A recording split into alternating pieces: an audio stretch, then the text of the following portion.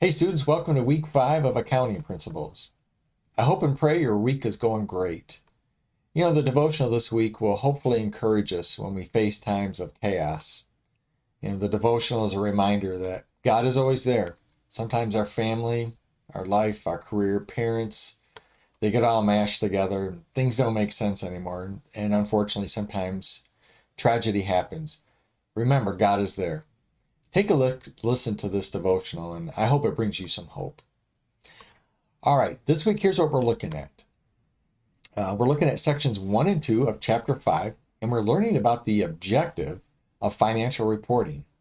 And we'll be learning about the conceptual framework underlying accounting information in the accounting system.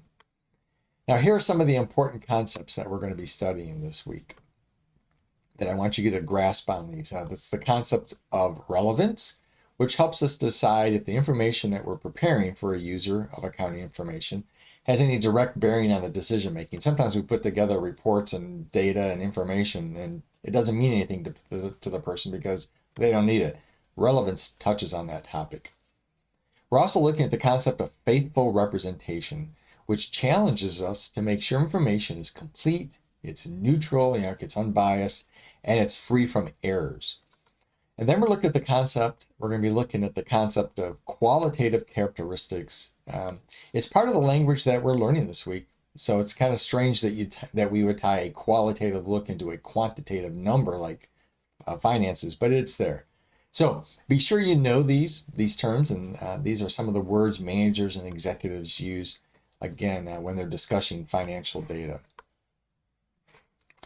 As you can see in this diagram, these are the different concepts that I just mentioned. They're kind of all glued together in this one framework here. Spend some time in your book this week learning about this framework, this model for financial reporting.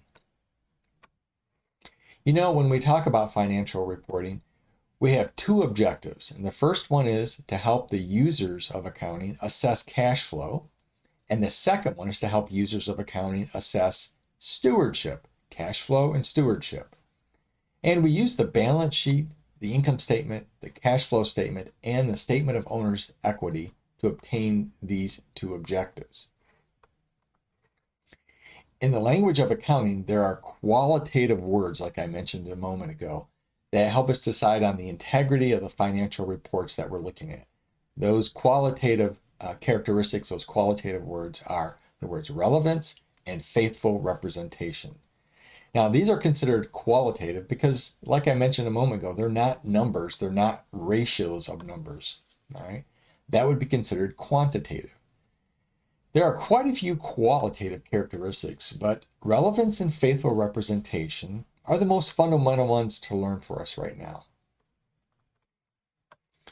A note about faithful representation. Under the Sarbanes-Oxley Act, executives of all publicly traded companies must certify quarterly and annually the statements of accuracy and completeness of their income statements, their balance sheets, cash flows, and that sort of thing.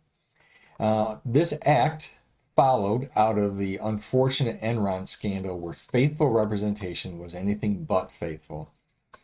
Keep in mind, intentional fraudulent financial reporting can have some high costs, fines, and jail time. All right, that's it for now. Be sure you pay attention to what's due coming up this week. And remember, God is on his throne. He's always been there, and he's always going to be. Have a great week.